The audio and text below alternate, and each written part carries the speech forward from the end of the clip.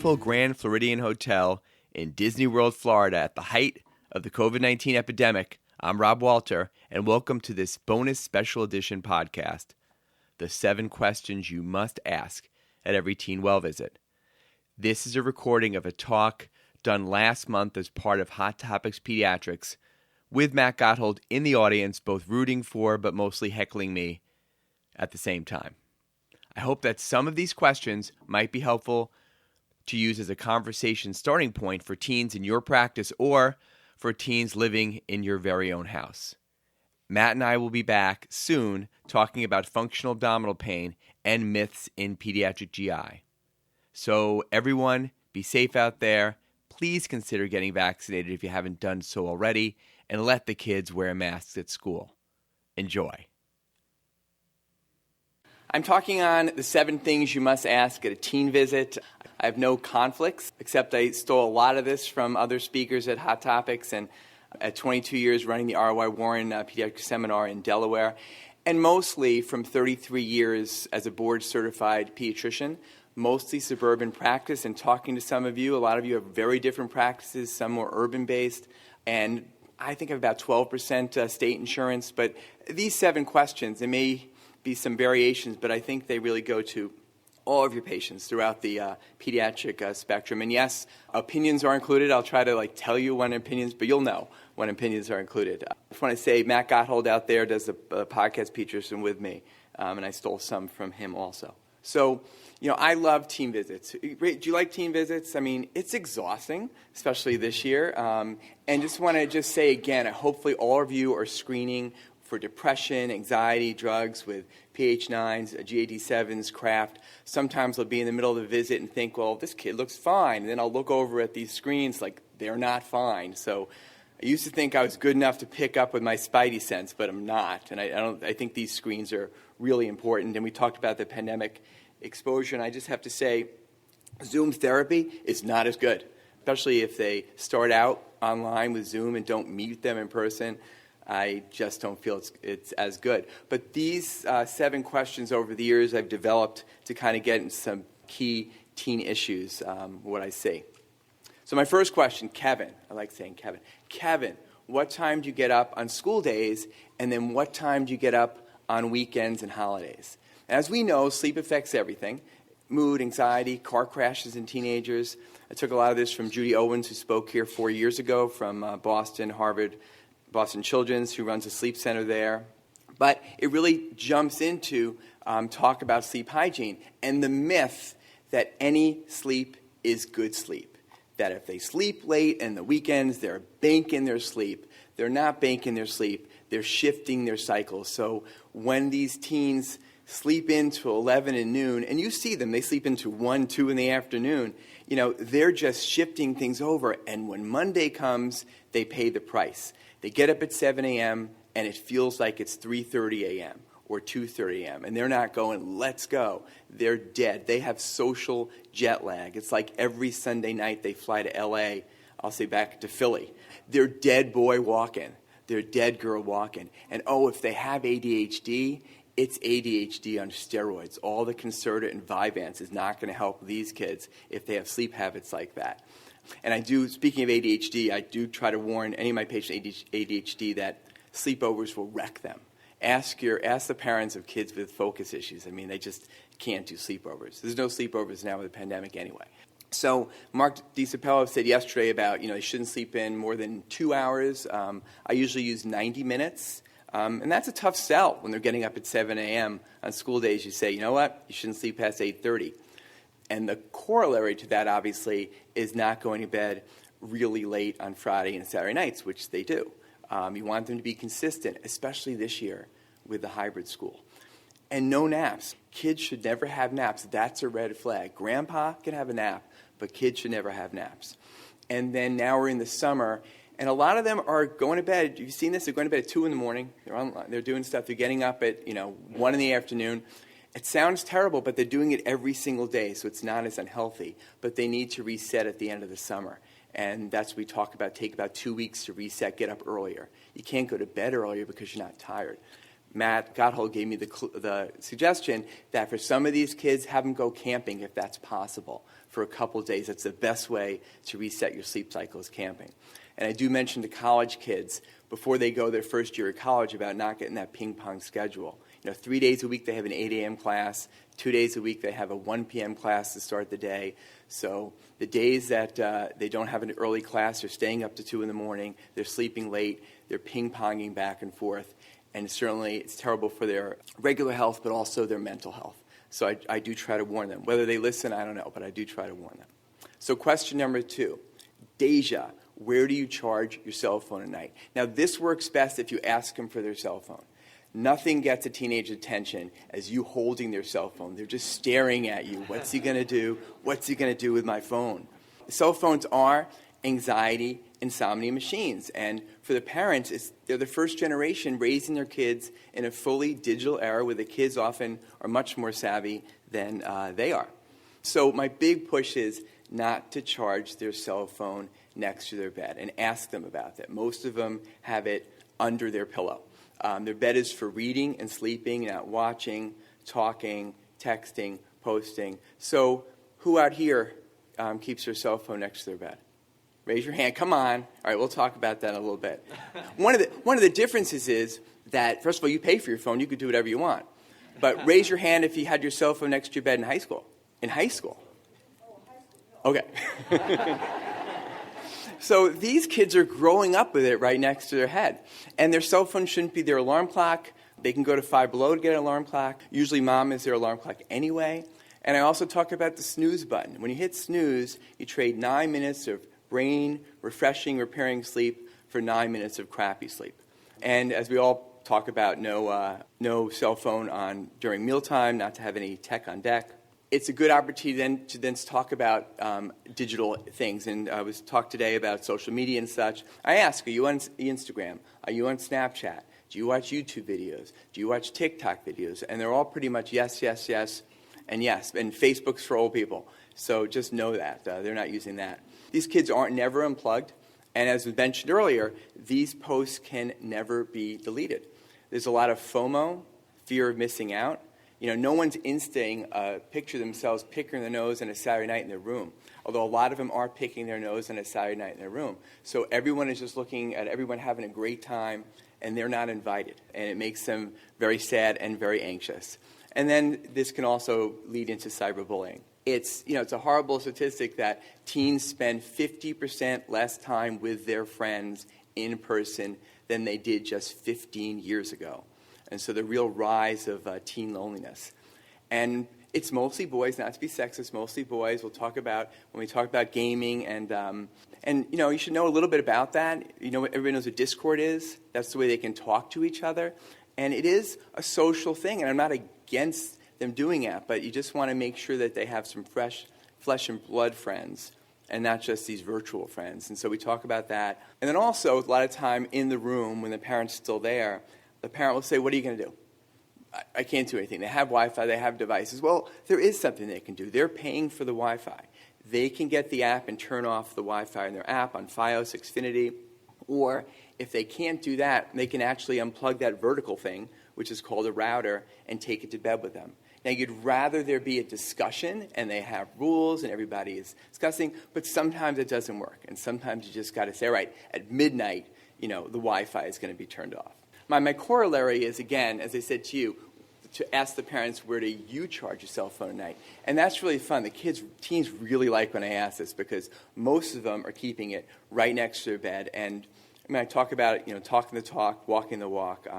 They have the same excuses, or my mom may need to hear this, I may be on call. But I try to get an agreement that night the kid's going to change his charger and put it on the other side of his room, and that the mom or dad's going to do that too. And they usually agree. They'll probably get to their car and say, no way. But I do get feedback the next visit that, hey, we did it. It's not next to the bed. And I think it really does help these kids who are starting to do this in middle school. So question 3, Jason, how are your grades at school? So as we know, the AAP guidelines in 2019 about we should get more involved with asking about academics. And when you ask that question, how you doing, they're like, I'm okay. I did, I'm fine. You really want to ask about specifics and how their grades are. Not that I care A's, B's, and C's, but is it consistent grades? Are they satisfied with the grades? Ask about their study habits. Are they up till 1 a.m. in the morning studying? And do they study on the weekends? A good student occasionally cracks a book on a Sunday, even if they don't have a test on Monday. Are they working twice as hard as their friends? That's a clue to learning and focus issues. Are there adverse childhood experiences? Now, if they're not doing well, and they say they're not doing well, my first question is always, is that because you're not doing well in the tests, or you're not getting your homework or assignments in? Because the latter, that's frustrating for the parents, and they're just kind of giving the grade away, and we need to talk about that. And also, are they participating in class? For most of them, if they sit in the back of the class, and they're between a B and a C, or an A and a B, and they never say anything, and they never raise their hand, they might get the lower grades, so they have to sometimes play the game a little bit. And my patients who are athletes, who are very competitive in sports, so bring a little bit of competitiveness to the academic arena. And doing some of these extra things, because they know in sports that if the coach likes them, they'll probably play more. So if they can have a rapport with the teacher, it helps. In my perfect world, I mentioned it the other day, everybody would get a psychoed sometime in the end of elementary school. For many reasons, it's not going to happen. And in the office, when we're worried and we're thinking about focus issues, we have our office Vanderbilts, we have our Connors. We write our letters to try to get them done in the school, but it's frustrating. I don't know, do people find this frustrating? I don't like to make an ADHD diagnosis without having an evaluation for learning disabilities, but I often can't do that, so you end up having to cut corners sometimes. And to me, it is a big area that my families that are wealthy, they get much easier to get a big psychoeducation evaluation. They get it early, and it's as a pediatrician, that kind of two-tiered thing is very frustrating. When I have someone, a teen, who's not doing well, and he admits, I don't really work very hard, I'm like, so I do ask, so what do you want to do after high school? And they always say, I don't know. And then, do you want to work at McDonald's or babysitting as a career? Now, those are honest jobs, but it's hard to make a living wage. And a lot of them will say, no, I don't want to do that. I'm like, okay, so what are you thinking about? These kids in 11th and 12th grade. And again, college is not for everyone. There's VOTEC, there's trade schools, there's military. The parents are often nagging them about it also, but you're a different person in their life that sometimes can start the conversation going more than what's happening at home. And so I do think that it's important for us to maybe dwell into their future in 11th and 12th grade. If they want to go to college, let them say, I want to go to college. And they're not working hard at all. They're not doing any of their assignments. Their grades are awful. I'm like, well, who's going to pay for college? That's not me. And make the point that once they're 18 and they're graduated, the parents can then take their clothes and put them in a suitcase, put them on the front porch and say, hey, I've loved raising you. It's been great. I hope you do well. Peace out. Call me. We'll do Thanksgiving. Have nice. I hope that doesn't happen, but they can. They're kind of auditioning for their parents to invest in them if possible. And it doesn't mean having to get A's and B's, but working reasonably hard. And yes, not 100%, but for most, doing better in school, getting better grades can mean better financial aid, better opportunities, jobs, money, vacation, cars, computers, again, whatever floats their boat, to kind of just say, okay, it starts. Even when I see them before 9th grade, it starts to kind of think about what you're doing now will affect things later. And then for those straight A students, you guys have those straight A students who like totally type A and never got anything less than an A, and their parents are very kind of type A also. And when they tell me that, I do like to say to them, let's do a thought experiment. What happens if you get a B, final grade this semester? And they look at me kind of stricken, and the moms give me a glare, don't say that. But just to make the point that the next day the sun comes up, and if possible, they're going to go to college. And I think a lot of times the parents need to hear that that's the case. And I do touch base on SATs and ACTs. With the pandemic and stuff, less than half of colleges now require them, but they're still a thing. And if you're going to take them, study for them. Khan Academy, study books. A lot of teens will say, well, it's aptitude, you can't study for them. That's wrong. They're not great tests. That's why they kind of advantage people who are wealthy, who have private tutors and such. So I try to say, really, if you're going to take them, study for them. And just a quick caveat, as we've talked about, virtual school was horrible for many, especially Delaware has the highest percentage of private schools, so we have a lot of private. And my kids who went to public school, it was horrible. And a lot of your parents choose virtual school over going to public school if they could go back? Because a lot of my parents chose to stay home, and everybody has their own bubble, and that was the party line, like everybody has their own bubble, so any decision was the right decision. So this is my opinion, that I found often that wasn't true. I think that often they overestimated the COVID risks to younger people and underestimated the academic and especially the emotional cost of not being in school. So let's make it clear, I think kids need to get back to school. Question 4, Olivia, do you want to gain weight or lose weight? I started asking this around age 7 or 8, 20 years ago. It was a little bit more thinking about, looking for body image issues and eating disorder issues, but more, I think it's an interesting question when you have someone who's very heavy, like, just, do you want to gain weight or lose weight? And someone said, well, of course I want to lose weight. I'm like, how much? And they'll say 100 pounds. So then we talk about that. Again, there's no right or wrong answer. I see over the last decade or so much more answers from boys like they're all like, I want to gain, I want to gain, I want to gain. And a lot of it is hooked up with sports. And I like to say to those 16-year-olds, when you're 50, you're not going to say to your doctor, I want to gain a little weight. You'll have gained a lot of weight. So you'll thicken out. So making that come too quickly isn't always that healthy. And I've had 8 or 9-year-olds say, I want to get a six-pack, which is weird. But whatever the answer, again, eating healthy, exercising, and specifically a lot of people weight lift and say that's exercise. That's not exercise. They have to do aerobic things, not just weightlifting. So if I have someone who is obviously obese, large, I mean, they know they are. And this is my plea. They don't need us, I think, to overemphasize it. If every time they go to the pediatrician, the first thing out of our mouth is, you're overweight, it's not going to be a fun place for them to go. And also, never show them their growth charts and never say something like a little chubby. One of my nieces has anorexia a while back, and I went to visit her in different inpatient units. She's doing well now.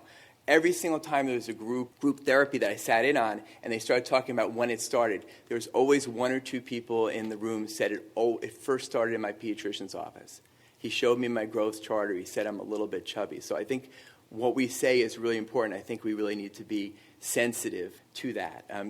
Sometimes say things, your weight's gone up faster than your height, start talking about it.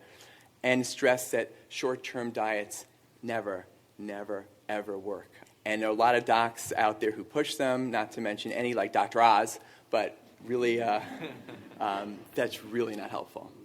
Again, I also avoid stressing the BMI. People notice the body mass index was invented in 1831 for old white guys to get life insurance in Europe. It's not great for women. It's not great for children. It's not great for athletes who have a lot of muscle mass, so they all look like they're really high.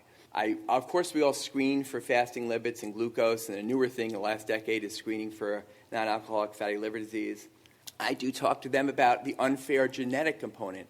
A lot of these kids have friends, siblings, cousins who eat just like they do, and they exercise just as little as they do, and they're built like a stick.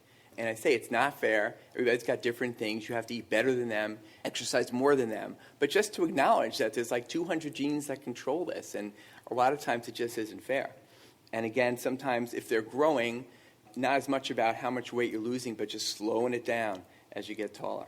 And as we all know, little thing matters about no juice, avoid eating out. I also make the point that, so if they're really obese, you don't want to say no desserts. That's not fair. They're going out to the beach, but you want to talk about portion control and being careful with it.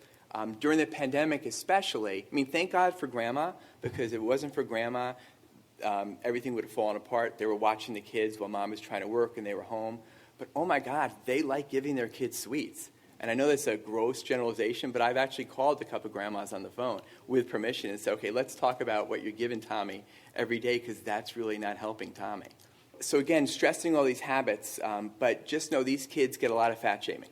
And that's the one thing that really, with all these things about being woke, I think that's one thing that hasn't gone away as much. So, it's really tough for them. And as we know, the biggest thing is to intervene when they're younger in active lifestyles.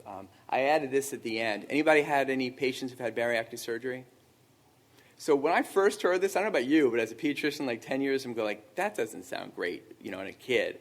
But I've had a couple of kids have bariatric surgery, very carefully picked out. It's a long process to do it, and it was life-changing for them. So I think it has a small place, but a place. And there are a lot of research, because there's a lot of money in it, going into medications. One is liraglutide for obesity. I don't think a pill is going to be the magic for our kids who are obese, but for a subset, it is seeming like it's going to be promising. And in my office, it's not a pandemic 15. It's 30, it's 50. I had a kid who gained 92 pounds. He was a big kid, but he wasn't that big of a kid. And most of them are kids who weren't in in-person school. And it's just starting to show in the literature. Someone mentioned earlier a couple of days ago about this article in Pediatrics from CHOP that obesity is up 2% in the past year, and that just stopped last January. 2% may not sound like a lot, but that's a huge amount to see in that short period of time. Is everybody else seeing a lot of obesity? And just briefly on lightweights, or kids who are too thin. There is also a pandemic eating disorder epidemic. No literature that I've seen yet, but the fact that it's a 9-month wait to get into eating disorder centers for kids means, everyone's seeing this. And you want to get into a multidisciplinary approach with a psychologist, but it's hard. And a good pediatric nutritionist is worth their weight in gold. And just to mention, this is really complicated. That's why I almost talk about when I in the office, I don't want to show them their growth charts. Since I don't want them to be obese, but it can be almost worse to end up having an eating disorder. We all know the female athletic triad, eating issues, amenorrhea, and osteoporosis. But I want to make a little plea because a lot of my patients, women and young girls, teenagers who are very thin, who like to run, complain bitterly about every time they see a health caregiver and they're thin and they like to run, they're like asking a million questions about having eating disorders. Like there are really thin teenage girls out there who don't have an eating disorder. But I find it's very challenging. I don't know about you, but when I have kids with eating disorders, they're usually straight A students. They're really smart. And little things like, if you're checking things and they gain a little weight, you don't want to say you look great sometimes because they hear you look more fat. And as someone's really slim and you're trying to get weight in them, I don't care what they eat. If they want to have ice cream, they want to have bonbons. In the beginning, any food is good food. You just want to get some more weight on them. So number 5, Joey, what is the number one drug to get you suspended from middle school and high school? And most say, I don't know. It's not opioids, and it's not prescription drugs, at least near me. The most common guess I get is marijuana, and it's much more potent now. This is a discussion we have in the room than it was years ago. It's 6 to 7 times more potent. The liquid and dabbing are 10 to 20 times more potent. I like to say in the room, it's not the Cheech and Chong pot, and they don't get it, which is sad to me. But they don't know Basketball Jones. But again, it's most dangerous in growing brains less than 25 years old. I point out that mom and dad's brains are shrinking every single day, as is mine. So if we were high all the time, it wouldn't be good, but it's much more dangerous for them. Regular teen use of pot, like every day, studies show they lose 4 to 7 IQ points forever. They get stupider forever. And increased rate of psychosis and increased rate of schizophrenia. And then in the discussions in the room, when it comes it's not really addictive, but, I see kids, especially in college age, who cannot get through the day without a little pot, or they cannot go to sleep without a little pot. To me, that's kind of addictive. And one little, if you have someone you're worried about marijuana use disorder, and you get the specific history that they take hot showers to help them with some nausea or vomiting, that's almost diagnostic. So I've only seen one person with that, but it's a classic. It's also talked about it's not a gateway drug. Just my experience, every kid I've had who've gotten into hard drugs, meth, heroin, they were all really big potheads first. So that's not great data. That's very anecdotal, but I do mention that's my experience. And they will meet potheads, especially in college. They're not as social. They don't study as much. And I say with the parent in the room, and you're much more likely to live with your mother when you're 30.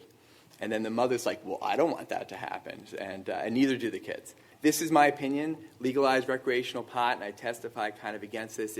It's so much money, it's going to happen, but my opinion is it's going to be horrible for our teens, kids, and toddlers. It's all about the edibles that I think is going to be a big problem. But I don't know how that train's going to be stopped. Nicotine's number 2. It's very addictive. The old days, kids smoked 5 or 6 cigarettes. Now they're getting like 2 or 3 packs with vaping. Really, really high doses. I don't know if you've had anybody hooked on vaping in your practice, but it's really hard to get them off it. And the Instagram campaign with Juuling and stuff really kind of created a new generation of nicotine addicts. Always have a far side. See, the dinosaurs were not vaping. They were just smoking cigarettes. And again, it's not water vapor. One study last year, 30 teens thought that vaping was water vapor. There was no nicotine in it.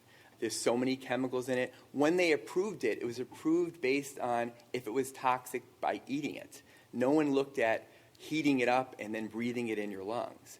And 6,000 plus lung injuries later in young people and over 60 dead, it was a big problem. The silver lining was that when this all came out, people said this is dangerous. So I don't know if you've seen that, but vaping is down. And I hope that continues. But the number one is alcohol. A lot of times they don't get that because they don't think it's a drug, but it is a drug. Every teen will be exposed by the end of high school, a big genetic predisposition. Girls get drunk quicker than guys. I like to point out it's a date rape drug. We talk about drunk driving. It's liquid depression. So if they have little mood issues, it may get them buzzed, but in the overall, it'll be worse for them. And to be responsible if they're going to use it. So question 6, what's the most common cause of death for teenagers? Now, in my area, it's not homicide, but in some areas, homicide sadly is number 1. Car crashes. So most are not drunk or texting. They're just DWT, driving while teenagers. Teenagers have a higher risk than 90-year-old drivers who may not drive as well as they used to, but they don't go as fast, they don't go at night, they don't kill people as much as teenagers. Obviously, seatbelt, back seat, not getting in the car without parents' permission. No college freshman needs a car. I've had arguments with kids and the parent in the room when they were going to get a car. I'm like, you really shouldn't get a car. And the nightmare for parents is that state trooper calling at 2 in the morning saying, is this your child? It's a privilege. If they're not doing their job, which is school, then they don't have the privilege of driving the car. I have this conversation all the time. So, Keith, are you a good driver? Like an 18-year-old, 17-year-old. And they always say, I like to think I am. Yes, I am. And I'm like, no, you're not. None of them are good drivers. When they're 30, they'll be good drivers, but they're not good drivers now. And I've had 3 teen driver deaths over 22 years, but 3 deaths from this other cause the last 6 years, and that's suicide. To me, it's the new number 1, and statistics bear that out. So in my practice, I've had 1 high school senior and 2 college freshmen. 2 of the 3 had completely PHQ-9s, normal PHQ-9s, within 6 months. 1 had other issues. Back in 2015, the suicide rate for 10 to 24 was more than double cancer, heart disease, and flu combined.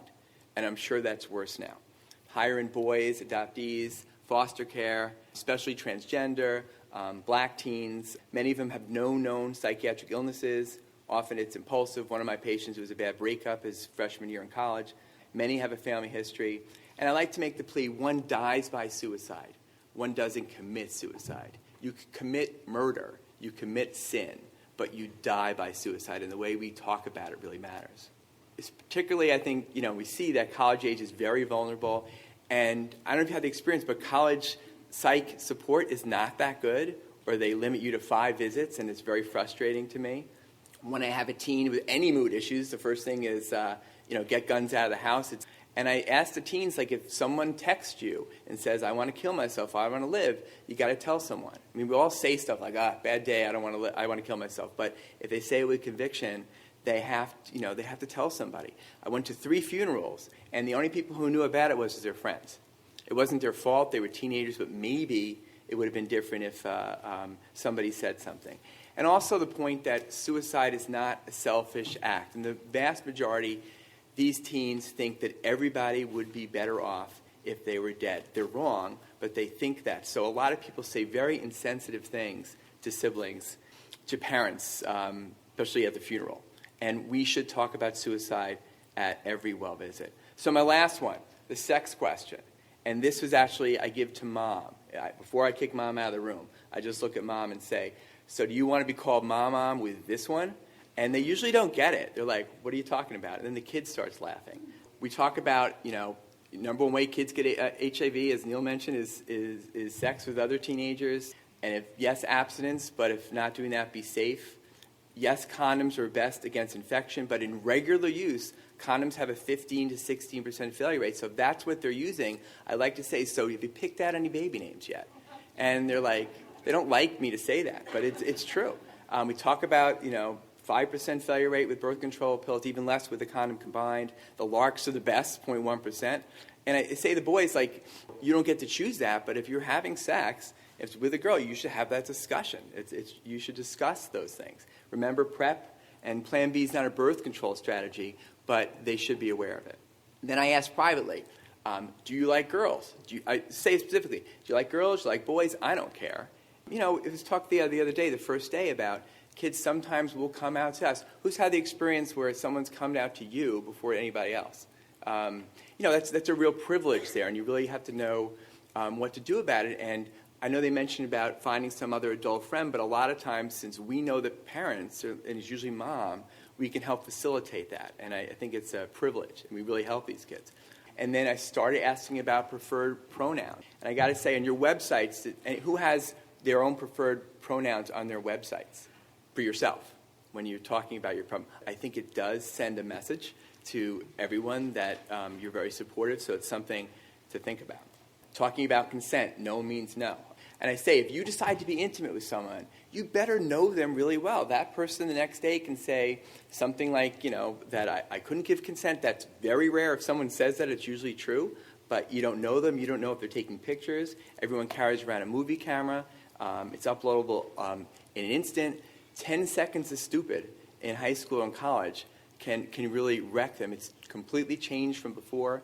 It sounds paranoid, but they have to assume that everything they're doing is being videotaped.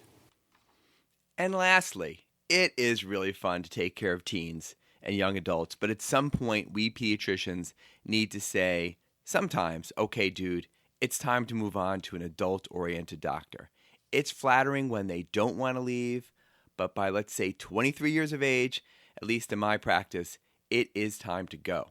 And when discussing this with young adults, I often reference this clip from one of my favorite TV shows, Friends, which featured Ross still going to his pediatrician well into his 20s and hitting on single moms in the pediatric waiting room. So I just tell them, do not be a Ross. Hi, I'm Sally. Hi. So, no ring. Can I assume you're also a single When parent? this happens, you need to kick him out of your practice. I am a single parent. It's hard, isn't it? There's almost no time for a social life. I mean, where are you going to meet someone?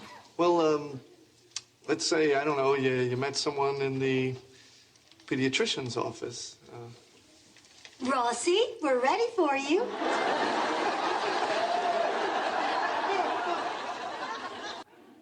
Thank you, and come back next year.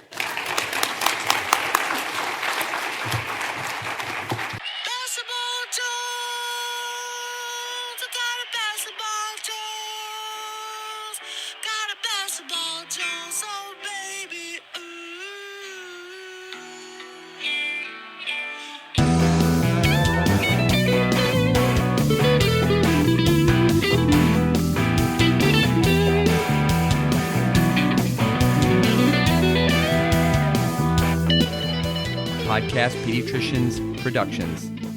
All rights reserved.